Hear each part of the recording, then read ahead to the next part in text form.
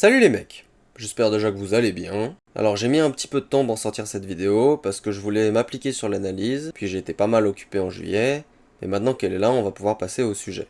Lors du Major de Riley, la Cassé a été éliminée en top 8 par Twisted Minds, après une ronde suisse compliquée et un reverse sweep subi en quart. Au vu des performances récentes de la Cassé, on a pu être étonné de cet état de fait. Ainsi, je vais vous présenter aujourd'hui une analyse complète du BO7 entre la Carmine et Twisted Minds. Bon, déjà d'un point de vue global, cette défaite n'est pas si catastrophique, même si le scénario peut être décevant pour l'équipe. Dans ce match, on a des bonnes choses des deux côtés, même si c'est vrai qu'on a vu certaines choses potentiellement inquiétantes du côté de la Carmine, et c'est ce qu'on va voir tout de suite.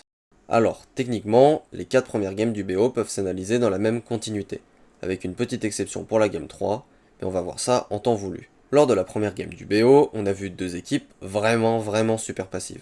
Les joueurs se suivent de super loin, on tente vraiment pas trop d'agressivité, on joue safe. Du côté cassé par exemple, on utilisait rarement la position avancée d'un joueur pour trouver une démolition sur le deuxième ou le troisième joueur adverse, comme on peut les voir d'habitude, que ce soit en position haute ou même en position basse. À la perte, les joueurs se précipitent pour se resituer entre la balle et leur cage. Alors pour n'importe quelle autre équipe, je pourrais le comprendre. Il y a la pression, c'est un quart de major, on ne veut pas donner de but à l'adversaire, il y a tout le public, etc. Mais quand c'est la Carmine, je m'interroge. Souvent, on voit les joueurs commencer très fort les matchs, et même dès les premières secondes de la première game. Ça peut leur donner un but, et donc de la confiance, ils peuvent alors snowball et lancer leur machine qui roule sur les adversaires, à force d'agressivité, de jeu haut et de démolition. Ici, on doit attendre l'overtime de la première game pour voir le premier vrai play proactif de Cassé, et c'est ce qui les amène à marquer et à prendre les devants dans le BO. On le voit à l'écran, ici Atto démolit Newpo, tandis que Drali gagne son duel. Ça ouvre le chemin des filets, et même si c'est pas vraiment très bien coordonné et que ça met du temps à s'installer, c'est but et la première game est gagnée. Alors, si c'était que pour la première game, on peut le comprendre. Et c'était pareil en face. C'est un BO7, c'est le début des playoffs, tu veux pas rater le coche, je l'ai déjà dit, mais il faut vraiment le prendre en compte. Sauf que, en dehors de ce but en overtime, les premiers à mettre de l'agressivité, c'est Twisted Minds en début de game 2. Newpo mange Drali sur son duel, et Atomic se projette instantanément en attaque, même après la perte de balle de Newpo. Les deux joueurs ne s'occupent que de viser Atto et Vatira, en comptant sur Rise pour récupérer la possession, et ça permet quelques secondes plus tard à Newpo d'avoir assez d'espace pour ajuster les défenseurs et ouvrir le score. Alors, cet extrait va me permettre d'introduire une notion d'organisation des équipes Rocket League en 3v3 RLCS. Donc à l'origine, lorsqu'une équipe se retrouve sans ballon face à la récupération adverse, l'organisation de ses joueurs c'est en 3 plus 0, c'est-à-dire 3 joueurs entre le ballon et les cages, et 0 derrière le ballon. Ces derniers mois, voire dernières années, on s'est rendu compte que c'était une façon de s'organiser qui était passive. Et donc, pas mal d'équipes, comme Cassé, jouent maintenant en général en 2 plus 1, avec 2 joueurs pour défendre les cages, et un joueur dans le dos des adversaires. C'est cette différence entre 3 plus 0 et 2 plus 1 que je vous expliquais dans la première game. C'est ça qui fait notamment la différence entre de l'agressivité et de la passivité. Ce 2 plus 1 peut parfois, dans certains cas chez certaines équipes, dériver vers un 1 plus 2. Et c'est ce qu'on voit là. Atomic et Newpo, les deux de ce 1 plus 2, se désintéressent de la balle et se concentrent sur les joueurs adverses en comptant sur Rise pour jouer la possession. C'est très agressif et c'est à double tranchant, mais Twisted Minds va pas mal l'utiliser contre Cassé dans le BO, et Cassé va avoir du mal à punir ces moves très dangereux. Cette agressivité mise par Twisted Minds va pousser Cassé à y répondre, et on va retrouver quelques circuits qu'on a l'habitude de voir. Vatira trouver une démolition sur Atomic dans la zone centrale du terrain, pendant une attaque de Twisted Minds, ce qui rend tout de suite la possession à Carmine. On revoit ce même schéma avec Vatira qui bump Atomic, cette fois-ci dans une zone plus avancée du terrain, ce qui empêche la récupération de l'équipe saoudienne. Finalement, avec ces quelques espaces de créer et les défauts de l'agressivité de Twisted Minds dans certains cas, ça ouvre la porte à Carmine qui peut revenir au score, puis passer devant. Jusque là, on pourrait croire que tout va bien.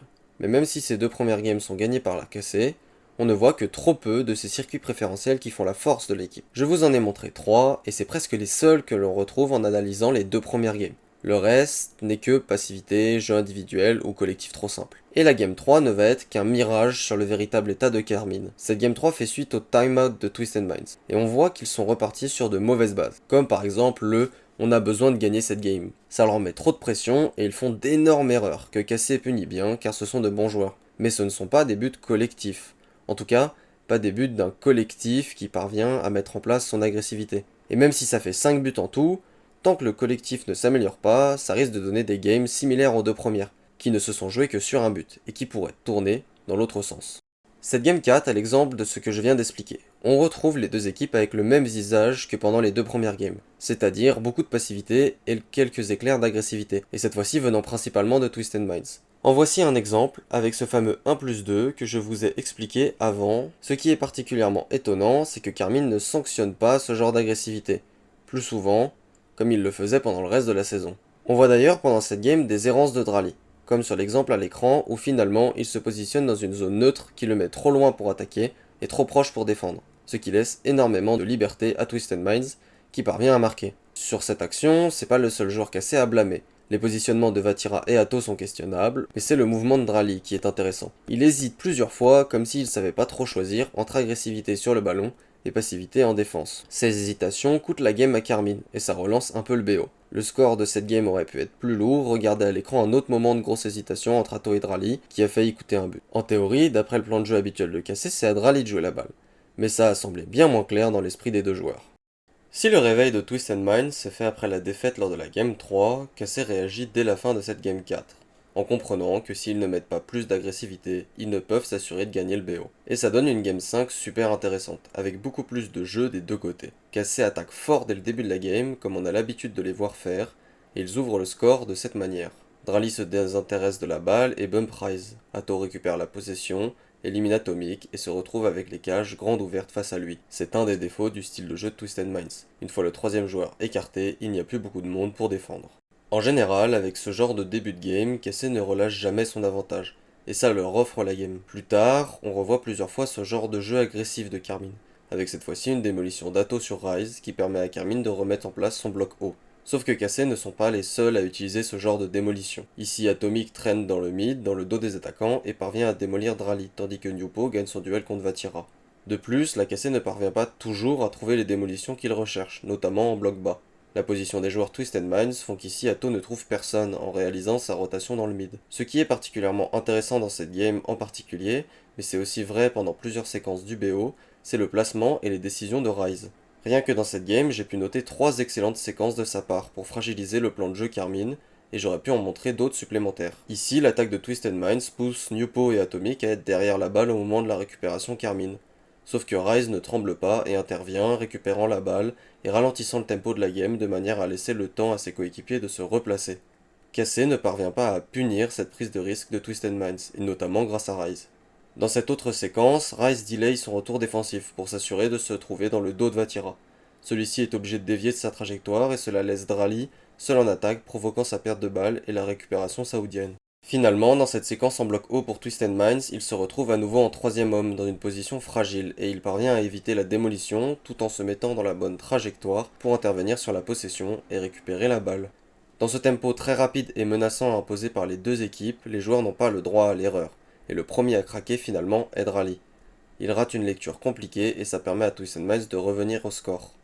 Ce qui est intéressant, c'est qu'on a l'impression dans cette game que Cassé subit ce qu'ils ont fait ressentir à la quasi-totalité des équipes qu'ils ont affrontées dans la saison.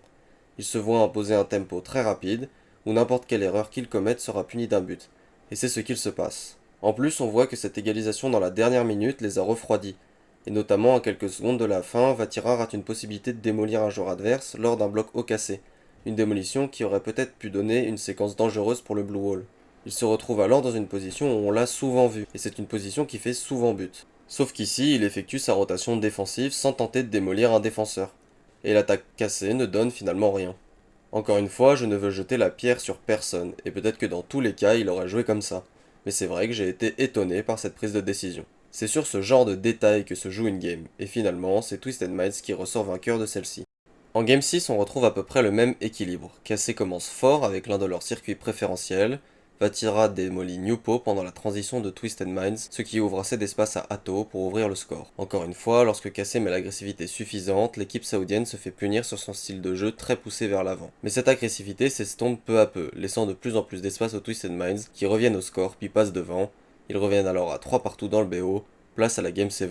Alors, une Game 7 est toujours difficile à analyser. 6 games se sont déjà écoulés et les plans de jeu de chaque équipe sont clairs. De plus, une équipe peut se mettre à jouer à un niveau bien supérieur ou bien inférieur lors d'une Game 7. Le momentum, la pression, un sursaut d'orgueil, Tout est envisageable. Cassé ouvre le score sur un très bon play de Vatira, mais Twisted Minds revient au score sur une transition défense-attaque efficace. Jusque-là, les équipes jouent bien, mais on retrouve en partie de ce qu'on voyait dans les premières parties. On a un jeu un peu plus agressif, mais contrôlé. Les buts viennent de petites erreurs ou de bons plays individuels. C'est un air dribble bump de Drali qui fait la passe à Vatira qui permet au Blue Wall de prendre l'avantage. Un kick-off goal permet à Twisted Minds d'égaliser. Comme je l'ai dit plus tôt, il n'y a rien de particulier à analyser dans cette game. Twisted Minds marque à 2 secondes de la fin et gagne le BO sur ce but.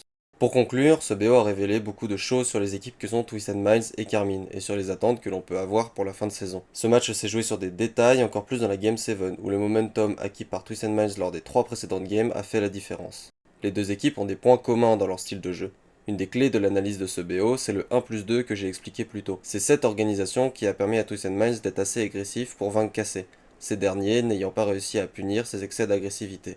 Le joueur absolument nécessaire à la réussite de cette organisation sur ce BO, c'est Rise, qui a su tenir la maison pendant que les deux autres se jetaient en attaque les yeux fermés. Newpo a aussi joué son rôle à la perfection. Il est l'un des seuls joueurs sur la planète avec Zen capable d'enchaîner de manière régulière des duels contre Cassé face à la qualité individuelle des 3 joueurs francophones. La question maintenant est de savoir si Cassé va réussir à jouer les Worlds avec son niveau maximum, ou si une nouvelle fin de saison compliquée les attend, les empêchant pour une 3e saison d'affilée de gagner les Worlds après un super début de saison.